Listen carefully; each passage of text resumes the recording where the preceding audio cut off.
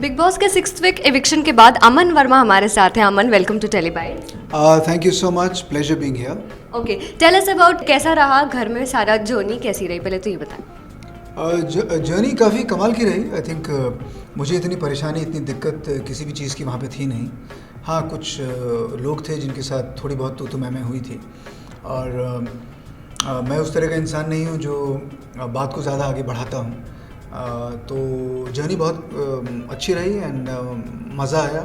6 हफ्ते में बहुत सारी चीज़ें, बातें अपने बारे में महसूस की, अपने बारे में जानी, एंड कोशिश यही रही कि हमेशा खुश रहूं और चीज़ों को आगे बढ़ाता रहूं। ओके अमन, फर्स्ट 1-2 दिन में ऐसा लगा आपके और किश्वर का काफ़ी अच्छा बॉन्ड रहेगा आगे तक, पर आई थिंक वो दिखा नहीं, क्यों? आई सपोज किशोर के साथ कई सालों से मैंने कई अलग अलग जगह पे काम किया है, लेकिन एक टेलीविज़न सेट पे जब आप शूट करते हैं, काम करते हैं और अपने घर चले जाते हैं, फिर अगले दिन आप वापस आते हैं, फिर शूट करते हैं। तो आई सपोज किसी इंसान के साथ 9 से 10 घंटा सेट पे बिताना और पूरा 24 घंटा सुबह से लेकर शाम तक अगर आप उसी इंसान के साथ बंधे हुए हैं, तो शायद बहुत ही डिफ़िकल्ट हो जाता है। एंड मुझे आई एम लिटिल सरप्राइज कि अगर कुछ प्रॉब्लम अगर किश्वर को थी, अगर वो डायरेक्टली मुझसे कह देती तो बात वहीं पे हल हो जाती, लेकिन उन्होंने प्रेफर किया कि वो अपने बॉयफ्रेंड स्विश के साथ बात को आगे खींचें, बढ़ाएं, रात को अलग बैठ के बिचिंग करें, which is very very surprising कि ज़रूरत नहीं थी। ओके, पर आपने कुछ कोशिश की जो भी कंफ्यूजन्स है उसे क्लियर करने की? देखिए, ये मुद्दा पहली बार आई थिंक तीसरे या चौथे दिन ही सामने आ गया था, क्योंकि उनके बॉयफ्रेंड ने आके कहा कि मुझे आपसे नेगेटिव फीलिंग आती है, और तो मुझे ये समझ में नहीं आया किस बात का। फिर उन्होंने बताया कि मेरी जो गर्लफ्रेंड है वो आपसे कह नहीं पा रही हैं, और जहाँ तक मैं किशोर को जानता हूँ, जिस तरह से वो बोलती हैं, एक तरह से मुंह फट हैं। तो अगर वो इतना बोलती हैं, इतना मुंह फट है, तो मुझसे डायरेक्टली बात करने में दिक्कत क्या थी? तो अपने बॉयफ्रेंड को बीच में लाना, फिर वो बात को बढ़ाना, तो वो मुझे कुछ अजीब लगा। एंड फिर मुझे लगा कि अगर वो मुझसे बात नहीं करना चाहती हैं, ठीक है, बात ना करें। जो फर्स्ट टास्क हुआ था कैप्टनसी के लिए, जो किश्वर ने परफॉर्म नहीं किया था, बट आगे चल के हमने देखा उन्होंने काफ़ी टास्क परफॉर्म किए, तो ऐसा कुछ आपके दिल में है कि शायद वो नाटक करी थी या व्हाटएवर? नहीं, डेफिनेटली वो तो आई थिंक जो कुत्ते वाला जो टास्क था, जहाँ पे उनको 3 घंटा एक कुत्ते की तरह ज़मीन पे चलना था, अपनी चारों 2 हाथ और 2 टांगों पर, घुटनों पर, वो उसी में ही पता लग गया था कि उनका झूठ वहीं पकड़ा गया था।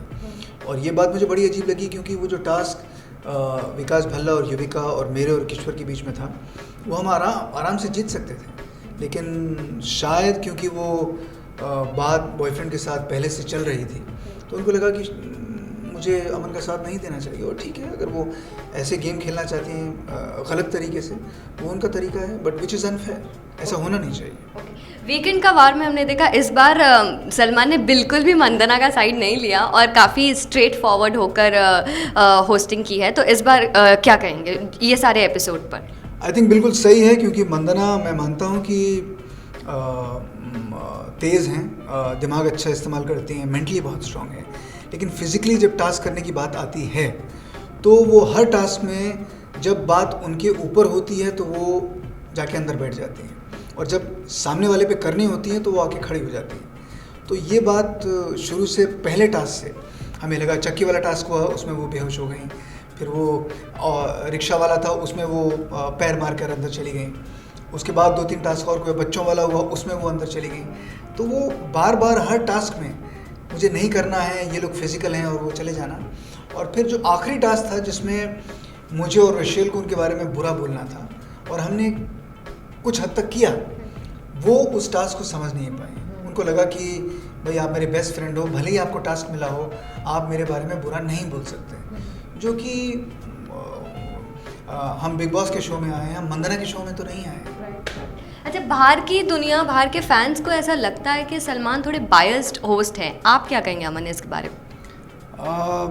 सलमान बायस नहीं है, लेकिन इतना है कि जो इंसान सही तरीके से अपने खेल को खेलता है, जो बिलो द बेल्ट नहीं जाता है, एक लाइन अगर आप ड्रॉ करते हो, उससे नीचे अगर आप नहीं जाएं, तो डेफिनेटली वो वहाँ खड़े होकर आपकी पीठ को थपथपाते हैं।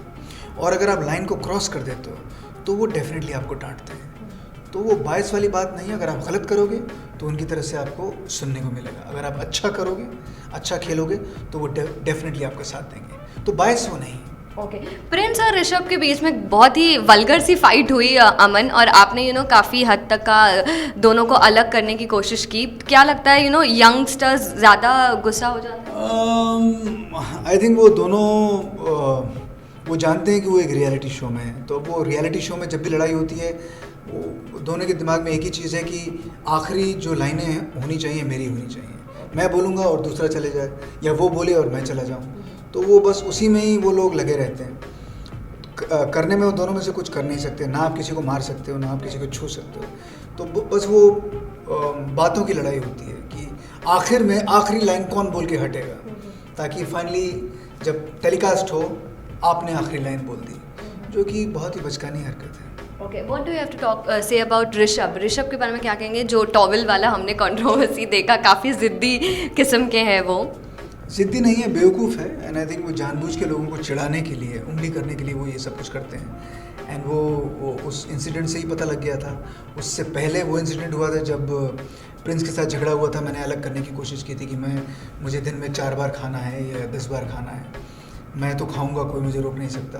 तो वो जानबूझ के, आई थिंक एक बच्चा जो ज़िद करता है, वैसे उनका अपना दिमाग बिल्कुल नहीं है। बस कोई इंसान चाहिए जिसके साथ वो जुड़ के आगे कुछ ना कुछ प्लान करने की कोशिश करते रहते हैं।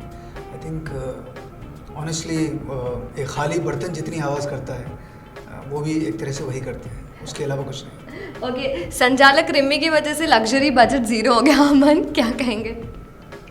देखिए, मेरा ये मानना है कि रिमी ने शुरू से यही कहा है कि मुझे नहीं खेलना है, आप मुझे निकाल दीजिएगा।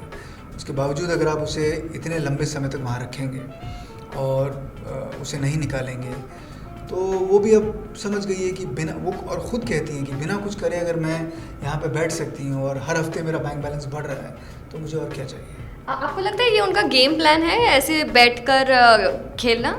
Rimi is too straightforward, बहुत सिंपल हैं, स्ट्रेट फॉरवर्ड हैं, और लाइफ में आई थिंक जिस तरह से वो बात करती हैं, लाइफ को जिस तरह से लेती हैं, उससे पता लगता है कि उनके दिल में जो है वही उनकी ज़बान पे है, वही उनके चेहरे पे, उनकी आंखों में, और वो वाकई में जाना चाहती हैं। अब क्योंकि 4-5 हफ्ते हो गए हैं और वो समझ गई है कि भाई ना करने के बाद भी मैं यहाँ पे हूँ, तो मैं क्यों ना बैठी रहूँ, पैसे आते रहेंगे, आप रखो मुझे, मैं फिर कुछ नहीं करूँगी। और अगर लोग थोड़ा डांट देते हैं, अच्छा ठीक है मैं अगली बार थोड़ा बहुत कर लूँगी, तो वो करके फिर अपना, तो मतलब एक तरह से अक्लमंदी हुई हैं, धीरे धीरे सीख रही हैं, लेकिन अच्छा सीख रही हैं। अगर एंड वो कहते हैं ना, बाप बड़ा ना भैया, सबसे बड़ा रुपया, तो रिमी वही फॉलो कर रही है। ओके अमन, रूपल एविक्टेड कंटेस्टेंट रूपल और पुनीत ने बोला था शायद अमन जीत जाएं क्योंकि आप बड़ा ही अच्छा खेल रहे थे, तो व्हाट वेंट रॉन्ग?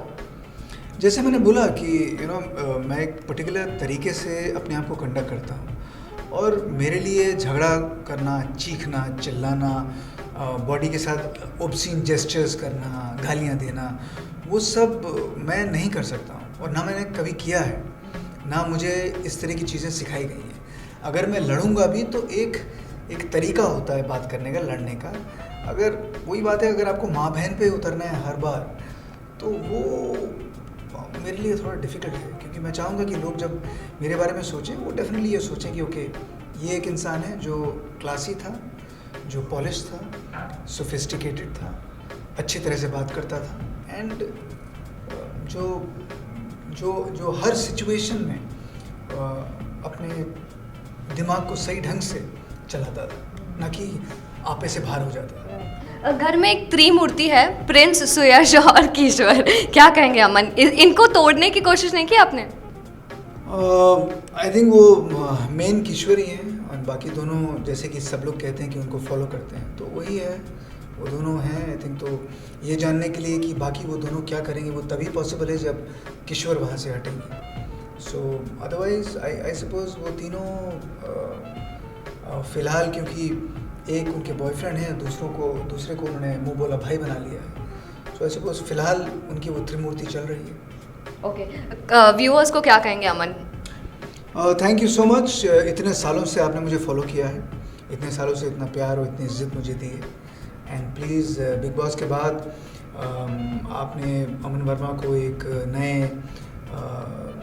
मैं कहूँगा कि मैं हमेशा मेरी पर्सनालिटी ऐसी ही थी और यही असली अमन है जो कि इसी तरह से रहता है, जीता है, खाता है, पीता है, बात करता है, उस classy and polished and sophisticated. तो मैं यही उम्मीद करता हूँ कि आगे भी जो भी प्रोग्राम्स मेरे आएंगे आप उन्हें देखेंगे और मुझे प्यार देंगे, इज़्ज़त देंगे, ताकि मैं आप सब लोगों को और कमाल का एंटरटेनमेंट देता रहूँ। थैंक यू सो मच अमन, हमसे बात करने के लिए। All the best. Thank you. Cameraman Sanjay के साथ अक्सा अकबानी, टेली बाइट्स, मुंबई।